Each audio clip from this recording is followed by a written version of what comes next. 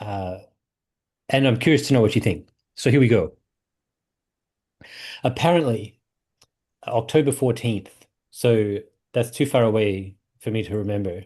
But it was a Tuesday night at Langri Tangpa, I did this series on Buddhism and science stuff. My new model of how I think they should work together. And apparently, somebody asked something about anger, and I have answered in some ways like I didn't want to get into it. And so I don't remember because usually I answer I like questions are very helpful. So I don't remember what I didn't want. The first question was what didn't I want to get into? And my guess is, without watching it back, the idea of emotions, in Tibetan language and in like they don't have this idea of emotions. It's different in Buddhism than it is in, say, psychology and English actually. The idea of emotions, they don't have a word that equates with emotions in Tibetan at all. Well, they do now. They invented one so that they could talk about this. So I'm guessing what I didn't want to get into is more that because it's kind of technical and I don't know how interested people are in it. Um, so that's my guess. And then the the actual sort of question is genuinely seeking a perspective, reconcile the modern perspective on anger with the Buddhist view that anger is destructive. Uh, so here we go. And this is kind of fun. It's easier for me now because we've done this whole Buddhist stuff uh, for a few weeks. So probably won't take long. And actually, yeah, let me know what you think. Here we go. Anger. Firstly, if you think about it from a psych perspective, as a disorder, in the DSM there are no anger disorders. Zero. So the same way there is, sadness is related to depression, fear is related to anxiety. You do have emotions that pair up one way or another a little bit with disorders. There are none for anger. The only things we have that are kind of like anger disorders are actually aggression disorders. They're not so like anxiety is about the subjective experience of being anxious. But the only things like well, with children there's there's defiance disorder. It's ODD, isn't it? Forget the first oppositional defiance disorder. I should have looked them up. Anyway, there's a few, but they're about the behavior. They're about aggression. They're not about the subjective experience of being angry. And in fact, uh, of the people who show up, present to psychologists and psychiatrists with anger issues, most of them are not aggressive. They're not people who are being violent. They're people who are worried about the anger, right? And this is a problem, of course, because there's no Medicare funding. So if you have depression, there's Medicare for it and so on. But because there isn't an anger disorder, we don't have it, which is to do with the lack of research into anger and stuff.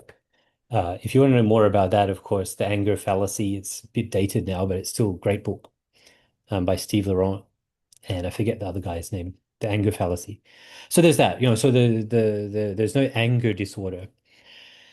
So if we think about it, people talk about anger as being negative. This is problematic, as you know, because I go on about how there's no negative or positive emotions. There's just emotions that can have constructive and destructive outcomes. Okay. And this is where the Buddhist idea and maybe a utilitarian psych idea do diverge. So yeah, I understand. I need to kind of explain myself because obviously as a Buddhist, I'm on board with the anger thing being destructive, but as a person just living as a human in everyday life, uh, it's not like I can just not be angry, because I get angry at things. So, what do I do with that? How do I work that out? So I thought it through. Here we go. So anger is certainly what we would call negative affect. It's unpleasant, which is why people call it, I think, a negative emotion to some degree. There's negative affect, and it drives certain behavior, and the behaviors can certainly be destructive. So, um, if you think of, so yeah, so there's you got this idea then, what happens when I'm angry? Well, I might glare and my lips might get so there's facial expressions, there's physiology, blood rushes to my hands to kind of fight, these sorts of things happen under the influence of anger as an emotion. And in psychology, or maybe just in our way of talking, we wrap all this up under the umbrella of anger. I meet something that's kind of an obstacle that I want to remove and get out of the way, and I glare at it and move towards it and so on. This all happens. So that whole thing gets wrapped up as this experience of anger. And of course, once you start to experience that, if you don't act on it, then even though it's a bit problematic for you and maybe even, your blood pressure and mental health in the long run, overall, there's no terrible outcomes. If you don't act on it, there's no outcomes, you know, negative outcomes in the outside world for you. And in fact, you can transform it, which we'll come to that. Then you get to this Buddhist definition of anger, which is one of these three root poisons, um, which is literally an intention to harm, you know. Uh, so that's how it's sort of defined in this way. And now the trouble with, yeah, so I've missed a step. Sorry, I did think this through. I've missed a step. I've often said, and I do believe this, that even though anger itself is problematic, if something makes me angry and gets me off the couch, if I go and do something constructive, it doesn't matter. I can use it, and I've given examples. I mean, big examples like women getting the vote, ending apartheid and slavery and whatever else. The that hopefully the environmental crisis will be averted because people will be angry enough to stand up and do something about it. But the issue isn't you don't stand up and throw rocks at people. You sort of get angry about it and then you do something skillful. And there's lots and lots of examples of this, Gandhi in India and Martin Luther King. I mean, there's big examples, but you can also use smaller ones.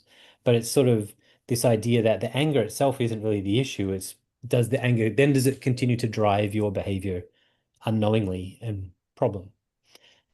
So this is my take, and I believe this.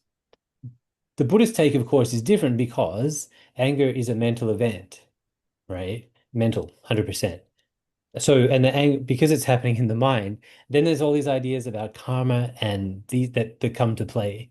Not to mention if you're in this Mahayana commitments that we mentioned before, which is to kind of liberate yourself for the sake of everyone else, then getting angry at everyone else that you're supposed to be working towards is problematic, right? So, so when they're talking about even an instant of anger being possibly really destructive, because because the Buddhist perspective is like the momentum, it can stop this momentum that you've generated to work towards, shamatha, vipassana, liberation, enlightenment, these things.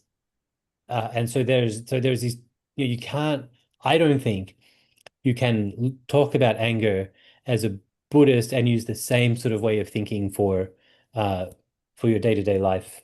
Now, this is what I think. I think that you have to sort of think about them in these two ways.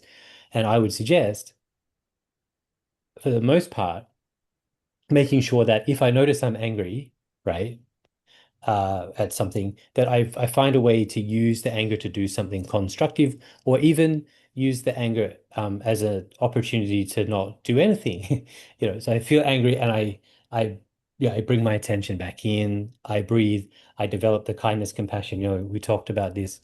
Or also I understand that because the anger is appearing, therefore it's interdependent, therefore it's temporary, like this, we talked about last week.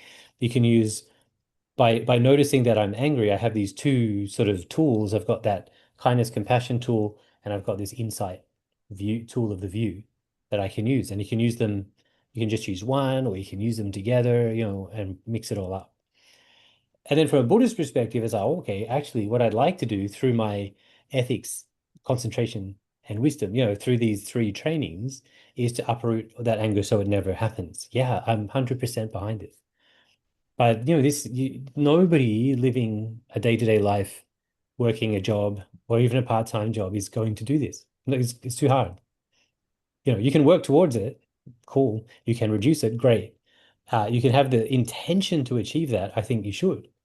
But are you going to? No, not unless you're in retreat with good instruction and so on. So that's kind of where we're at.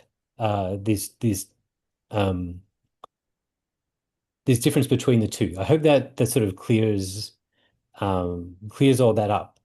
That yes, it's like it's so I don't think. Can I just stop for a moment? You've seen in that Buddhist series we did, right from the get-go, one of the things I tried to get across was that everything is dependent on context. There's almost never a right or wrong answer. It's always it depends from the on the context you're talking about. If you're talking as a Buddhist, you're talking about at least achieving liberation, if not enlightenment. Is anger an obstacle? Yes. Even one fraction of a second of anger, is this a problem? Yes. Right? Is it realistic to think you're going to uproot that anytime soon? No, it's not. Right? It's okay.